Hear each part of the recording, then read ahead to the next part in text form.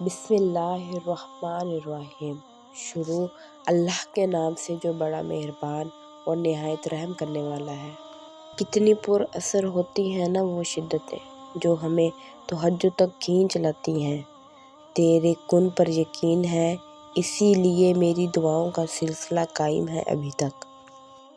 اور جانتے ہو سکون کیا ہے؟ اپنے رب سے اکیلے بیٹھ کر گفتگو کرنا۔ اور پتہ ہے محبت کیا ہے؟ نماز سے کسی کو تہجد پر لے آنا۔ ایک درد بھری رات اللہ کے روبرو بیٹھ کر گزار دی جائے تو زندگی کی باقی راتیں جاگ کر گزارنی نہیں پڑتی۔ جب تمہیں کوئی امید نظر نہیں آتی تو وہ تمہیں تہجد کے لگن لگا دیتا ہے اور ایک نئی امید جگا دیتا ہے۔ تمہیں کیا لگتا ہے جب رات سونے کے لیے بنائی گئی ہے اور ہر شخص سکون کی نیند سو رہا ہے تو کیا وہ تمہیں بلا وجہ جگائے ہوئے ہیں؟ نہیں، بالکل نہیں۔ یہ تڑپ اللہ نے پیدا کی ہے۔ ہر چیز نصیب کا حصہ ہے، پھر چاہے غم ہو یا خوشی۔ ہم سوچتے ہیں کہ ہم خود اللہ کی جانب جاتے ہیں، حالانکہ ہم تو اس کی جانب بلائے جاتے ہیں۔ تہجد سے تقدیریں بدل جاتی ہیں۔ تم راتوں کو اٹھ کر اللہ سے مانگو تو صحیح۔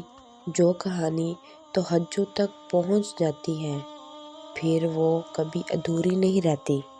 چاہت سے نصیب تک کا جو فاصلہ ہے وہ بس دعا کا ہے۔ جب تمہارے ذہن میں تہجد پڑھنے کا خیال بار بار آ رہا ہو تو سمجھ جاؤ کہ تمہاری دعاؤں کو قبولیت کا پروانہ مل چکا ہے۔ تمہاری دعائیں قبولیت کا درجہ پا چکی ہیں۔ تم بس دعا مانگو، باقی اس پر چھوڑ دو۔